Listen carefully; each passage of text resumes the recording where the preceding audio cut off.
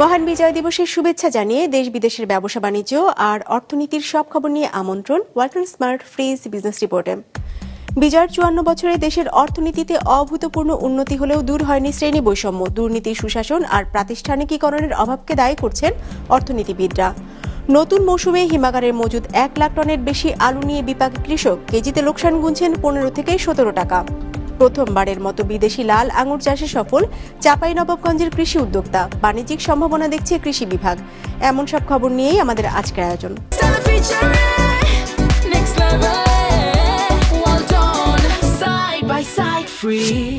বিজয়ের 54 বছরে দেশের অর্থনীতিতে অভূতপূর্ব উন্নতি হলেও নিশ্চিত হয়নি বন্টনের ন্যায্যতা, এমন মত দেশের অর্থনীতিবিদদের।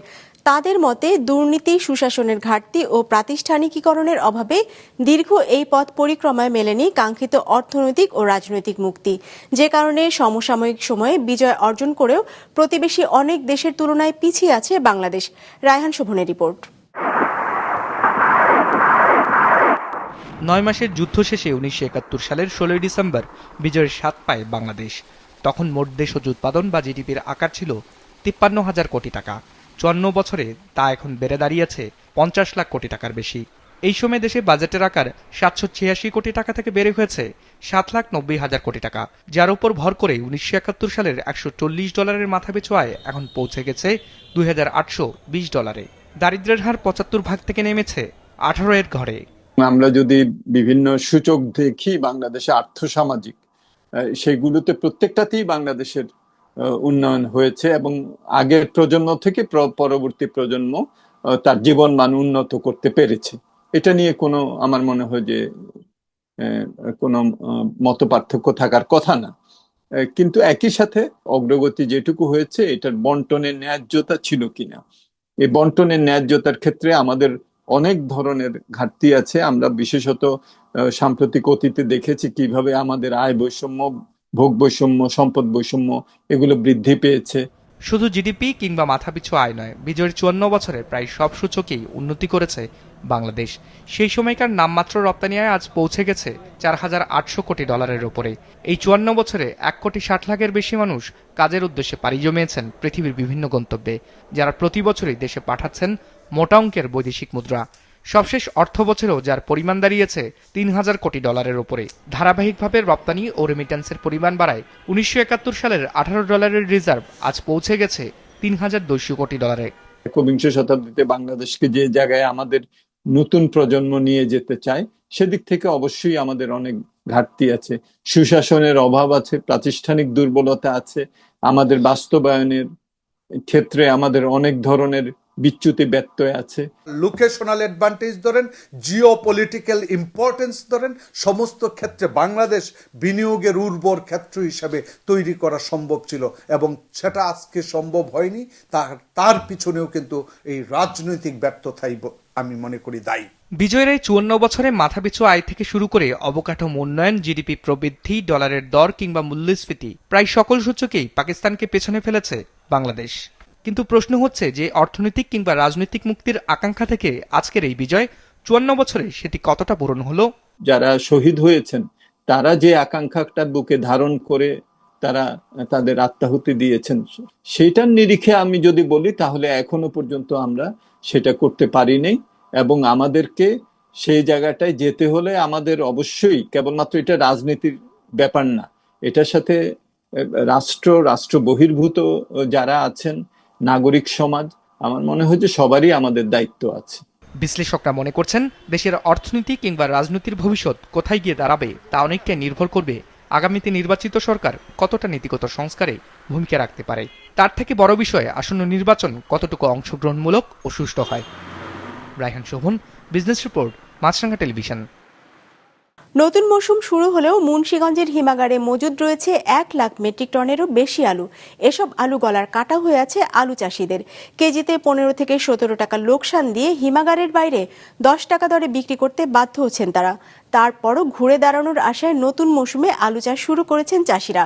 মুন্সিগঞ্জ রিপোর্টার বাসির উদ্দিন জুয়েলের পাঠানো তথ্য ছবিতে ডেস্ক রিপোর্ট। নতুন মৌসুম শুরু হয়েছে আলুর। মাঠে মাঠে ব্যস্ত চাষিরা। উৎপাদনের অন্যতম প্রধান জেলা মুন্সিগঞ্জের হিমাগারে এখনও মজুদ 1 লাখ মেট্রিক টনেরও বেশি পুরনো আলু। লাভের আশায় রাখা এই আলু এখন চাষিদের গলার কাটা, বিক্রি করতে বাধ্য হচ্ছেন লোকসানে। চাষিদের লোকসান গুনতে হয়েছে গত মৌসুমের শুরু থেকেই।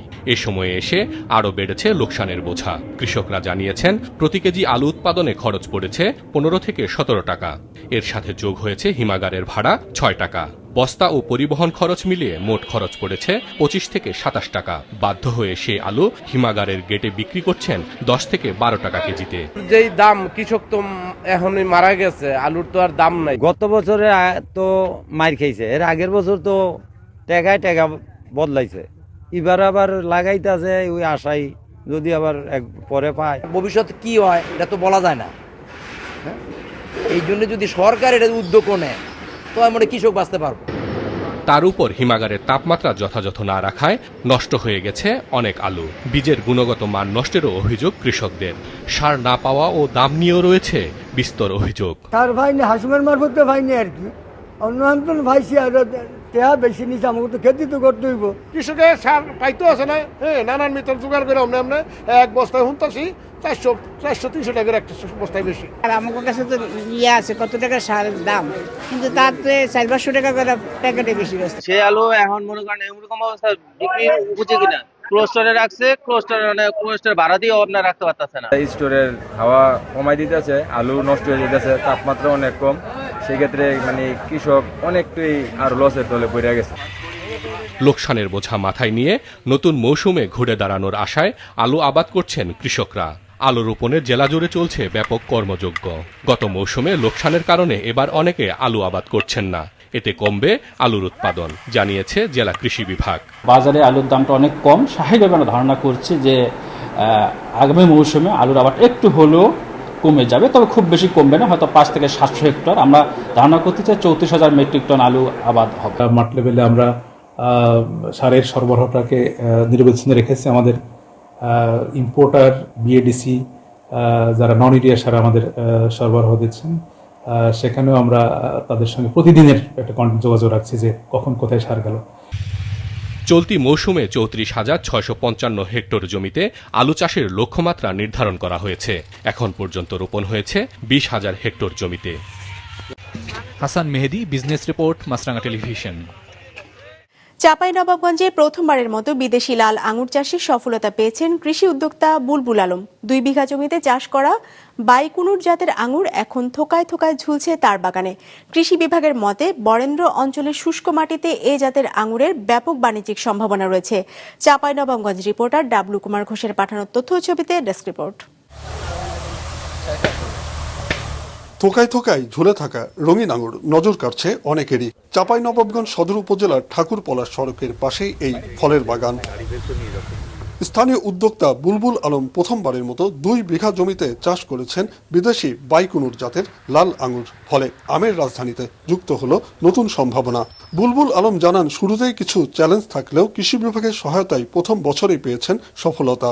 প্রাথমিকভাবে আমি 2 বিঘা জমিতে করেছি, পরবর্তীতে আল্লাহ যদি আমাকে সহায়তা দেয় আমি আরো বাড়িয়ে বড় করে করব। আমি মনে করছি যে এটা বাণিজ্যিকভাবে আঙ্গুর বাগান করতে আমি সফলতা ইনশাল্লাহ পেয়েছি, না সফলতা পাবো আরো। কৃষি কর্মকর্তাদের মতে এই অঞ্চলের শুষ্ক মাটিতে উৎপাদিত আঙুরের স্বাদ আমদানিকৃত আঙুরের সমতুল্য হয়, বাজারজাতেও সুবিধা। তাদের মতে সঠিক পরিচর্যা, ভালো জাত বাছাই ও মানসম্মত চারা সংগ্রহ করতে পারলে ফলটির বাণিজ্যিক আবাদ লাভজনক হবে। আঙ্গুর চাষের জন্য শুষ্ক মাটিটা খুব জরুরি। এই শুষ্ক মাটির কারণে আমাদের যে আঙ্গুর বাইকুনুর জাতটা, এই জাতটায় মিষ্টতা বেশ ভালো। আমরা টেস্ট করে দেখলাম, মিষ্টতা ভালো আছে এবং কোনো ধরনের বীজই এই আঙ্গুরের ভিতরে নেই। তো আমরা আশা করছি যে এই জাতটি বাংলাদেশে ভালো করবে। কৃষক নেতাদের মতে বুলবুলের এর সফলতা আরো অনেক উদ্যোক্তাকে উৎসাহিত করবে। এটা আসলে নতুন একটা পথের যাত্রা আর কি। আমাদের আশা করি যে এটা একটা ভালো পথ দেখাবে এবং সম্ভাবনা একটা দুয়ার খুলে দিবে, যেটা আমরা আগামী দিনে কাজ করতে পারবো। আঙুর চাষে আগ্রহী কৃষি উদ্যোক্তাদের পাশে থাকার আশ্বাস দিয়েছেন স্থানীয় কৃষি বিভাগ। কৃষি সম্প্রসারণ দপ্তরের যে প্রকল্পগুলোতে এই ধরনের সুযোগ সুবিধাগুলো আছে, আমরা সার্বক্ষণিকভাবে কৃষকদেরকে সেই সুযোগ সুবিধাগুলো দিয়ে যাব।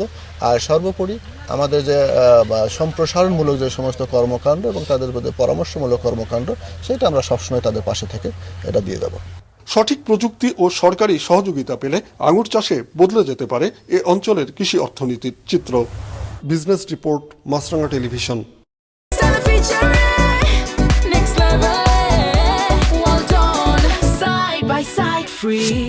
মহান বিজয় দিবস উপলক্ষে দিনাজপুরের হিলি ও চাঁপাইনবাবগঞ্জের সোনা মসজিদ স্থলবন্দর দিয়ে আমদানি রপ্তানি সহ বন্দরের ভেতরের কার্যক্রম বন্ধ রয়েছে।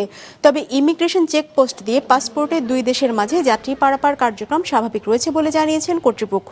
বন্দর কর্তৃপক্ষ জানায় সরকারি ছুটি থাকায় কাস্টমসের সকল কার্যক্রম বন্ধ রয়েছে, ফলে বাংলাদেশ ও ভারতের মাঝে আমদানি রপ্তানি কার্যক্রমও বন্ধ আছে।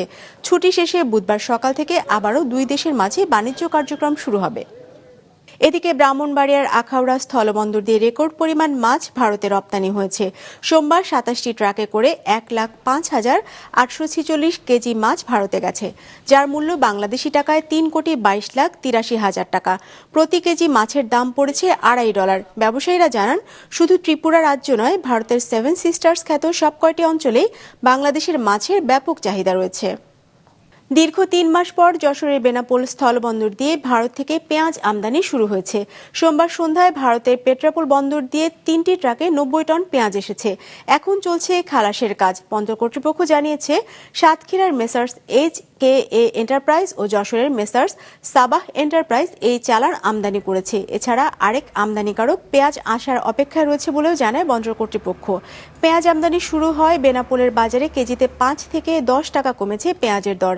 হিলি স্থলবন্দর দিয়ে পেঁয়াজ আমদানি অব্যাহত থাকায় কেজিতে 30 টাকা কমেছে পেঁয়াজের দাম। তবে পাইকারিতে পেঁয়াজের দাম কমলেও এখনও বাড়তি দামে বিক্রি হচ্ছে খুচরাতে। দিনাজপুরে এখনও পেঁয়াজের কেজি 130 থেকে 140 টাকা। প্রায় একই পরিস্থিতি সিরাজগঞ্জেও। তবে ক্রেতাদের হাতের নাগালে আসতে শুরু করেছে শীতকালীন সবজির দর। আনুষ্ঠানিক যাত্রা শুরু করলো দেশের সম্পূর্ণ স্বয়ংক্রিয় কুকিং ও বেকিং প্ল্যাটফর্ম, যে সফটওয়্যার ব্যবহার করে বিশ্বের যে কোনো দেশ থেকে রান্না শেখাতে পারবেন শেফরা। সম্প্রতি রাজধানীর মিরপুরে আয়োজিত অনুষ্ঠানে সফটওয়্যারটির উদ্বোধন করা হয়। জমকালো আয়োজনের মধ্য দিয়ে 13 ডিসেম্বর আনুষ্ঠানিকভাবে যাত্রা শুরু করলো বাংলাদেশের প্রথম সম্পূর্ণ স্বয়ংক্রিয় কুকিং ও বেকিং প্ল্যাটফর্ম। প্ল্যাটফর্মটির প্রতিষ্ঠাতা মৌসুমী আক্তার টুম্পা দেশের রন্ধনশিল্পে এক নতুন মাইল ফলক স্থাপন করলেন। দীর্ঘদিনের বেকারি ও পেস্ট্রি জগতে কাজ করার অভিজ্ঞতাকে কাজে লাগিয়ে তিনি এই অত্যাধুনিক সফটওয়্যারটি তৈরি করেছেন, যার মাধ্যমে রন্ধনশিল্প হবে আরো সহজ, আধুনিক ও পেশাদার। 10,000 স্টুডেন্ট যদি একসাথে ক্লাসে এনরোল করে ক্লাস করতে চায়, তাতেও কিন্তু আমাদের সফটওয়্যার সার্ভার ডাউন হবে। যে আমরা যখন ক্লাস রেকর্ডিং শুরু করেছি, তখন কিন্তু আমি আমার অফলাইন ক্লাসগুলো বন্ধ রেখেছি, অনলাইন ক্লাসগুলো বন্ধ রেখেছি। অনেকে আমাদের ফেসবুক পেজে কমেন্ট করেছে, আপু আগের মতো অনলাইন ক্লাস পাচ্ছি না, অনলাইন ক্লাসের কোনো আপডেট আসতেছে না। আমি শুধু কমেন্টে বলেছি, একটু ধৈর্য ধরেন, আপনাদের জন্য ভালো কিছু আসছে। এই সফটওয়্যার ব্যবহার করে সারা বিশ্বের সকল শেফ ক্লাস করাতে পারবেন ও ছাত্রছাত্রীরা ক্লাস করতে পারবেন। এই সফটওয়্যারটি ডেভেলপমেন্ট ও ব্র্যান্ডিং করেছে উদ্যোক্তাদের প্রতিষ্ঠান আইসিটি কেয়ার। অনুষ্ঠানে উপস্থিত ছিলেন সারা দেশের 350-এর অধিক রন্ধনশিল্পী। পাশাপাশি উদ্বোধনী অনুষ্ঠানে বিপুল সংখ্যক শিক্ষার্থী, বর্তমান উদ্যোক্তা এবং শিক্ষাবিদরা উপস্থিত ছিলেন। মিরপুর কনভেনশন হল দিনভর মুখরিত ছিল অতিথিদের পদচারণায়, যা এই নতুন প্রযুক্তি নির্ভর রন্ধন শিক্ষা প্ল্যাটফর্মের প্রতিটি সাধারণ মানুষের ব্যাপক আগ্রহের প্রমাণ দেয়। এই উদ্বোধনের মাধ্যমে বাংলাদেশের ডিজিটাল রন্ধন শিক্ষার এক নতুন দিগন্ত উন্মোচিত হল। তানভীর আহমেদ, বিজনেস রিপোর্ট, মাছরাঙা টেলিভিশন। বাইডেন আমলের কড়াকড়ি বদলে চীনে উন্নত H-200 AI চিপ রপ্তানির অনুমতি দেওয়ার ঘোষণা দিয়েছেন মার্কিন প্রেসিডেন্ট ডোনাল্ড ট্রাম্প। ট্রাম্পের এই উদ্যোগকে স্বাগত জানিয়েছে চীনের পররাষ্ট্র মন্ত্রণালয়। ডেস্ক রিপোর্টে বিস্তারিত। মার্কিন প্রযুক্তি প্রতিষ্ঠান এনভিডিয়ার অন্যতম শক্তিশালী AI চিপ H-200। এই চিপ ব্যবহার করা হয় কৃত্রিম বুদ্ধিমত্তার, ভাষা প্রশিক্ষণ, ক্লাউড কম্পিউটিং এবং সামরিক প্রযুক্তিতে। জাতীয় নিরাপত্তায় ঝুঁকি আখ্যা দিয়ে চীনে এই চিপ রপ্তানি বন্ধ করেছিলেন বাইডেন প্রশাসন। মার্কিন প্রেসিডেন্ট ডোনাল্ড ট্রাম্প সম্প্রতি ট্রুথ সোশ্যালে এক পোস্টে জানান, এই চিপ রপ্তানি হবে কেবল সেই প্রতিষ্ঠানগুলোতে যারা মার্কিন বাণিজ্য দপ্তরের যাচাই বাছাই প্রক্রিয়ায় উত্তীর্ণ হবে। আর প্রতিটি চিপ বিক্রি থেকে 25% রাজস্ব পাবে যুক্তরাষ্ট্রের সরকার। ঘোষণার পরেই ট্রাম্পের এই উদ্যোগকে স্বাগত জানিয়েছে চীনের পররাষ্ট্র মন্ত্রণালয়। বেইজিং জানিয়েছে প্রযুক্তি সহযোগিতায় এটি এক ইতিবাচক বার্তা, উপকৃত হবে উভয় দেশ। ট্রাম্পের এই পোস্টের পর রাতারাতি বেড়ে যায় এনভিডিয়ার স্টক মার্কেট। প্রযুক্তি বিশেষজ্ঞদের মতে অনুমোদন কার্যকর হলে দ্রুতই চীনের বড় টেক কোম্পানিগুলো পেতে যাচ্ছে উন্নত মানের H200 চিপ, যা ভাষার মডিউল ট্রেনিং ও সুপার কম্পিউটিং এর গতি বাড়াবে। তবে এই সিদ্ধান্ত ঘিরে যুক্তরাষ্ট্রের ভেতরে তীব্র সমালোচনা শুরু হয়েছে।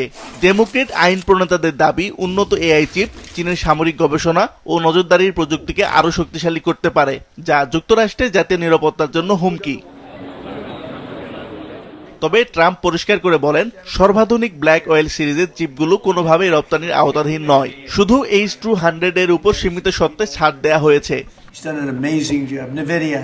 বিশেষজ্ঞদের মতে এই সিদ্ধান্ত যুক্তরাষ্ট্র ও চীনের প্রযুক্তি প্রতিযোগিতার মোড় ঘোরাতে পারে, কারণ এআই উদ্ভাবনের ভবিষ্যৎ নির্ভর করছে ঠিক কতটা শক্তিশালী কম্পিউটিং শক্তি আছে কার হাতে তার উপর। আসিফ আলামিন, বিজনেস রিপোর্ট, মাছরাঙা টেলিভিশন। দর্শক, আমাদের যে কোনো পর্ব নিজেদের সুবিধাজনক সময় দেখতে সাবস্ক্রাইব করুন বিজনেস রিপোর্টের অফিসিয়াল ইউটিউব চ্যানেল। ফেসবুক পেজে লাইক দিয়ে আপডেট থাকুন ব্যবসা বাণিজ্যের আলোচিত সব ঘটনা সম্পর্কে। আর আপনাদের মতামত জানান কমেন্টস অথবা ইনবক্সে। আজ এটুকুই, বিদায় নিচ্ছি, ভালো থাকবেন।